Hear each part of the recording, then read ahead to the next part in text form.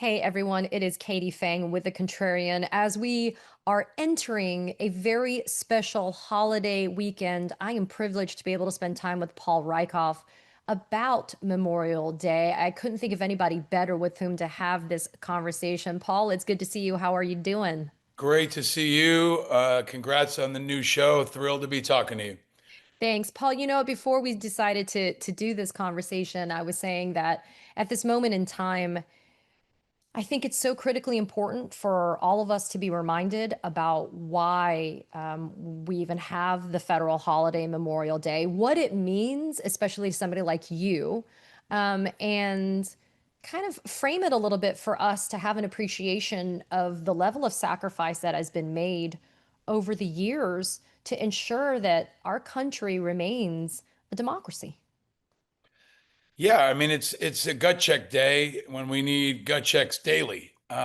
We need to be reminded of what the true north is in America. And a good friend of mine, Dave Chasteen, used to always say, if America was a religion, veterans in our military would be the clergy.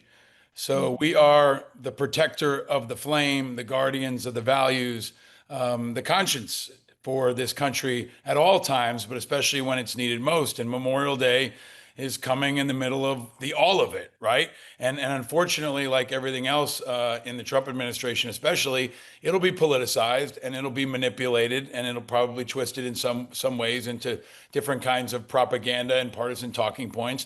But it's supposed to be a time for the entire country to come together to remember every generation of men and women who've died in service of this country.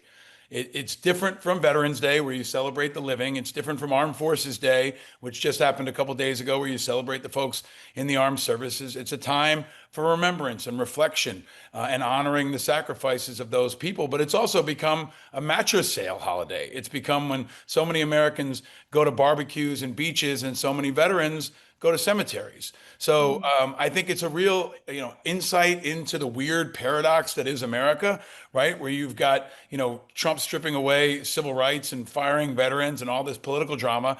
But we've got the NBA playoffs, and everybody's so excited about that. We live in this very, very, I think, bifurcated time where most of us are living life uninterrupted. We see the clouds gathering, and some folks are getting hit very hard.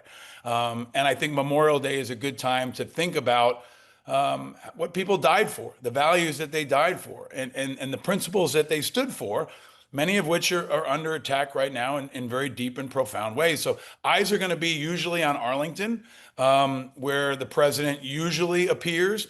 That's where all of many of our war heroes and war dead are buried. It's where Section 60 is, where the post 9/11 veterans are buried. I have gotten news that Trump will not be having the customary president's reception, which usually happens at the White House on Monday morning, unless he changes it. He's not doing the reception, which is usually at the White House, and everybody gets in the motorcade and goes to Arlington, Tomb of the Unknown Soldier, all the stuff you see on TV. And I don't know if he'll be there, but if he is, I hope he can be the best possible version of his shameful self and try to stay on message and not politicize us like he has so often. And he will again in about 3 weeks with this crazy propaganda filled military birthday celebration for himself, which I'm sure we'll get into. Paul, I wanted to say I appreciate your comment about how Trump not I mean historically he doesn't show respect for our military and our veterans, but the attacks that have happened through Doge on veteran affairs, the VA, I mean, I always struggle with this idea that the Republican Party is the party of law and order. The Republican Party is the back the blue party. And I know law enforcement is separate and apart from our armed forces, but a lot of actual law enforcement are former military, they're veterans themselves, right? Or vice versa. And I always struggle with this because I wouldn't have the courage to do what people do, the sacrifices that have been made. And I'm honest, right? I mean, if my country called me to do it, perhaps I'd have the courage to do it. But I think about the level of sacrifice that's made. And Memorial Day, to your point, is specifically for those that have lost their lives. And I'm just galled by the idea that something that should be customary to honor the memory of those that have paid the ultimate sacrifice, that somebody like Trump, who occupies the Oval Office and is the commander in chief that he just can't be bothered with the niceties even associated with such an impactful holiday. Well, you're courageous, and what I always tell people is there's many ways to serve. So, your time in the legal field is a kind of service, and I think that's important for us as veterans also to communicate to people. There are many ways to serve, right? And this weekend can be about a reflection of service, whether you're a teacher or you're a local coach or you work in the clergy somewhere else. A lot of people find different ways to serve, and not everybody is right for the military. But I thought about joining the Peace Corps and the Marine Corps. I ended up in the Army. But there's a spirit of service that used to be common in this country that I think we need a reinvigoration of. And I think what's most consistent about Trump is he doesn't respect anybody. It's not just veterans, it's not just the military, but it's most offensive, it's most shameful, and it should be the biggest warning light for all America because of how he does treat us so consistently disrespectfully. If he treats generals this way, if he treats veterans this way, if he treats active duty military this way, how do you think he's going to treat you? Whoever you are, right? And that's the alarm bell that I think should be ringing, because I've talked, to a lot of folks in the media over the last couple of months about the fact that Trump doesn't respect the military people, but he does respect the power of the military, the political power, the budget True. power, the symbolic power. That's why he put Pete Hegseth up first. He is a culture warrior. He is a radical propagandist. He's very effective. And he put Hegseth first to get through, to take over the Pentagon, and then use the Pentagon to spearhead his radical cultural transformation of America. And that's what he's doing.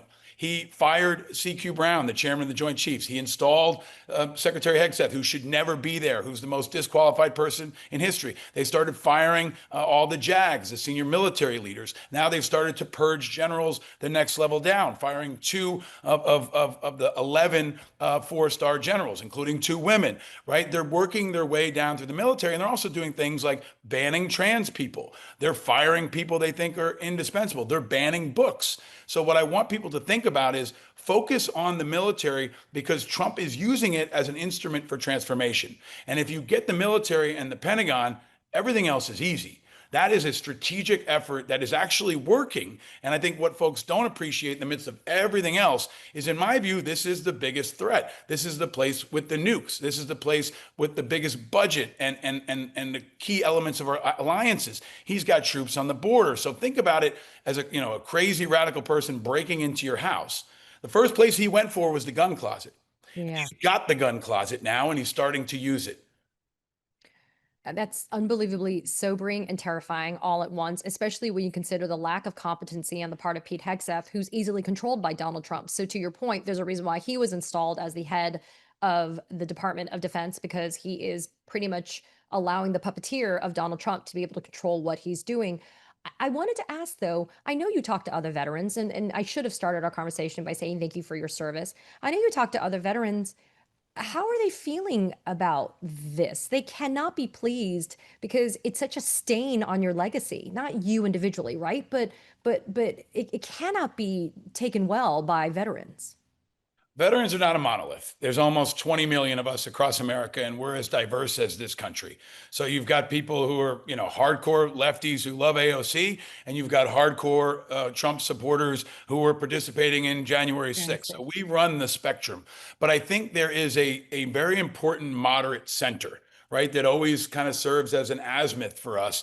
And that's why I spend so much time working with independent veterans. You see that over 50% of veterans are politically independent, unaffiliated. 60% of young people are independent. It's because they want to be out of all of the politics.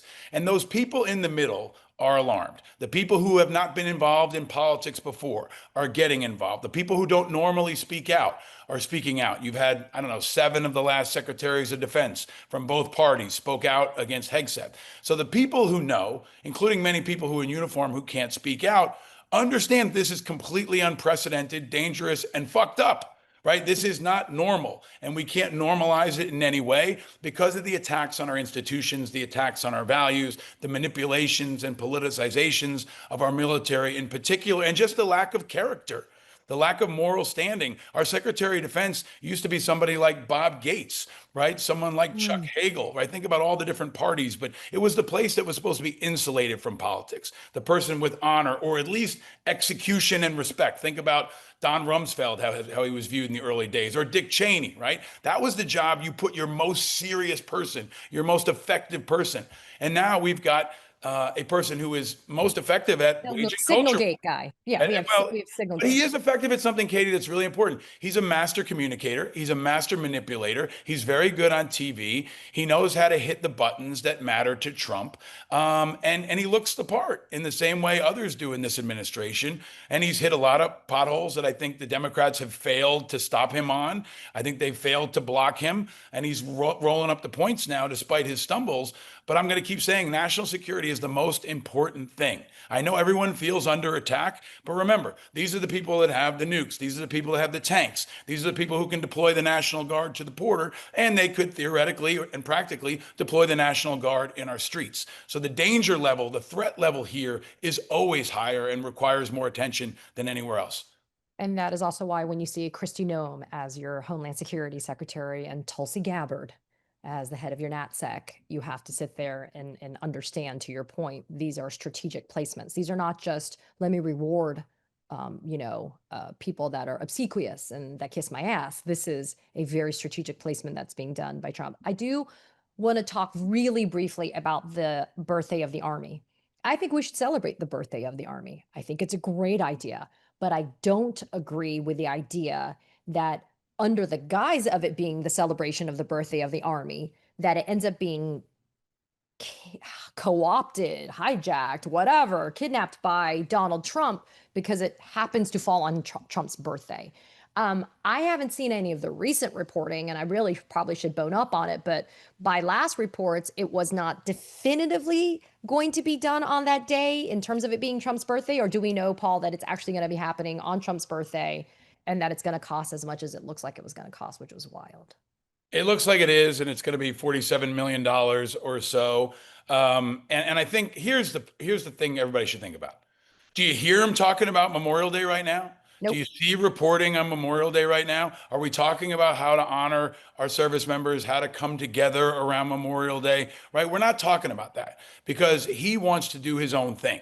He wants to create this extravagant, very un-American birthday celebration for himself. And if he says he's not, then do it on a different day. Just remove all the conflict of interest. Say, you know what? I don't want that impression. Let's do it on a different day. You can Yeah. do it on July 4th. You can do it another time. And you can make sure that it's something that is consistent with what happens in American standards. And that's what's really important. I've called it un-American because you don't see this in America. You don't see troops driving by and saluting You see it in our North hero. Korea. You see it in North Korea. I mean, you don't see in China, like you don't see it here. You don't see it here. And also there's another point I want to underscore here, in addition to the cost, which is significant, and they're going to rip up the roads in DC with tanks if they do that, right? And meanwhile, they're celebrating a $17 million cut at the VA, which they are trying to overinflate like it's a big deal, but spending $47 million on this. There's another really, really important point that surrounds all this, Katie. It's divisive. It's controversial. It's putting our troops in the middle of controversy. There will be protests. There will be Yes. protests and counter protests. These troops are going to have to stand out there in the uniforms in June in the sun, and some of them may not like it, but they're going to have to be there. And you're injecting our troops again into the political divide in a way that makes them feel and look like they're Trump's military. And Mm. that's the dangerous politicization. He said, my generals. He talks about them in that way. He wants them to do what he says, right? This aura, this command climate is consistent with how he ran things in his first term when he clashed with General Milley. There's no General Milley there now. Right now that General Milley is gone, he's replaced the chairman of the Joint Chiefs. He's got a group of people who will do what he wants, including a ridiculous, un-American, shamefully politicized military parade. And now I want to really emphasize this, kid. It's cascading down because what you saw in New York last week is Eric Adams has decided he's going to do one too. He's going to do one next July. On July 4th, he's going to have a welcome home parade for all post 9/11 veterans. Coincidentally, just a couple weeks after Trump announces his, coincidentally, after his indictment and during an election campaign where he might not even be the mayor next year. But undoubtedly, Trump will appreciate this. Trump has made it clear that he wants Eric Adams to be his candidate for mayor. And this is the kind of coalescing, the echoing effect that you see around the Trump expectations, the politicization of our military, and the deepening of the divide. Because you're not only asking our troops to march in these parades, you might ask them to do things like round up, illegal immigrants on the border, or back up ICE on raids, or hold detention camps where you've got people that are being unlawfully detained. He continues to put our troops in the worst possible situations. And I was in Iraq. That was a shitty place to be, a very politicized, difficult job. I would rather be in Iraq than be in the middle of an immigration protest or being sent as a National Guard unit into a school to go get some migrant kids, which sounds like doomsday scenario. It sounds like Handmaid's Tale, but Yep. every week we're getting closer to that. And that's why folks should be alarmed and focused on this. So I'm going to wrap our time up with the following, which I hope people take away as being something that's a positive thing. I recently had the privilege of going to France in November of last year. I took my 10-year-old daughter for the first time to France, and my mom, who hadn't been like in 30 years, my Mm, mom, I'm a first generation Korean American. My mom was from South Korea. She lived through some of the Korean War, right? And one of the things we did was we took the train from Paris to Bayeux, and we mm, went to Normandy, mm, and we went to the D-Day beaches, and we spent the entire day there, and we ended up at the cemetery, the American cemetery. Specifically, we wanted to be there as they lowered the flags at the mm, cemetery. And of course, it was highly, highly emotional. Even my daughter felt the impact of it, and I was thrilled to be able to show her and for me to learn, Paul, just the history and to be reminded of the level of sacrifice of Americans going somewhere else to defend democracy. And it was right after the election. It was maybe like 3 weeks after the election in November. And so it was just incredibly poignant. And one of the guys who was a tour guide for me, he had a paratrooper legacy in his family of many generations, and it was just so sobering, Paul, but it was also so unbelievably inspiring to go and to feel the honor of being an American and to have such pride in that tradition of sacrifice, that when asked and when called upon, people have the bravery to go and do that. And I'm getting a little emotional because I wanted my daughter at 10, who is bombarded with banned books and active shooter drills and her little friends at school not coming to school anymore because of their immigration status. Like, I wanted her to mm. see and know this is what we really are, though. This is truly who we are as Americans. And so I just wanted to ask you to share with the people that are watching this what Memorial Day means for you.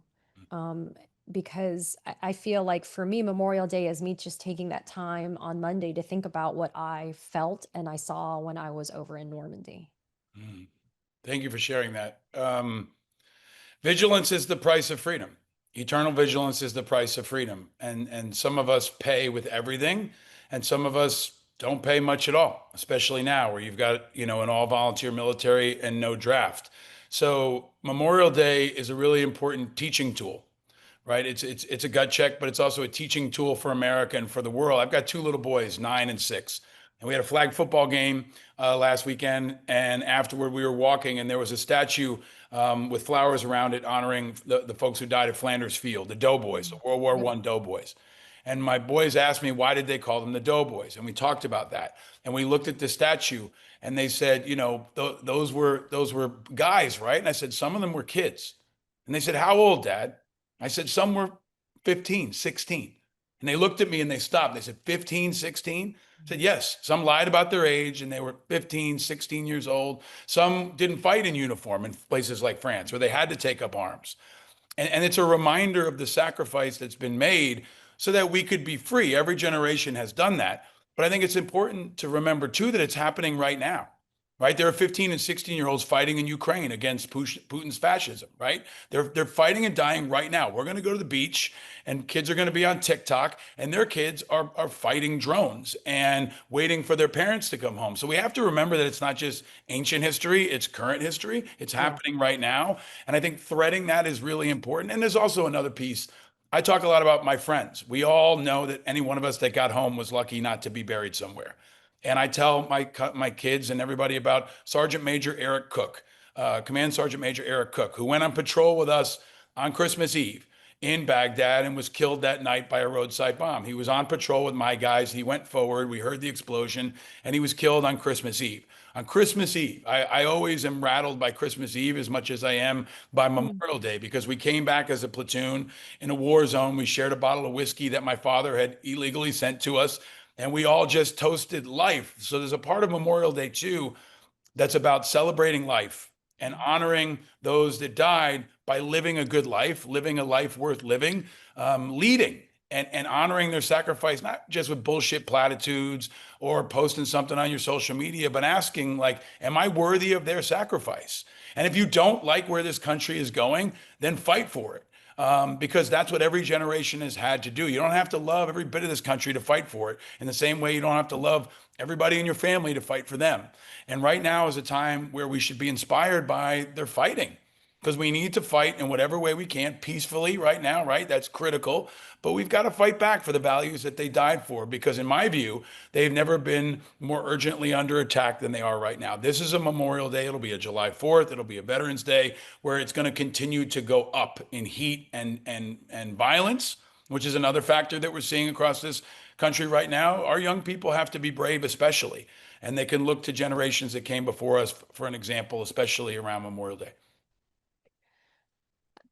Thanking you for your service is an understatement, Paul. You are actually continuing to serve by speaking up and sharing your wisdom in your experience. So thank you. Thank you for all of it. And I'm grateful.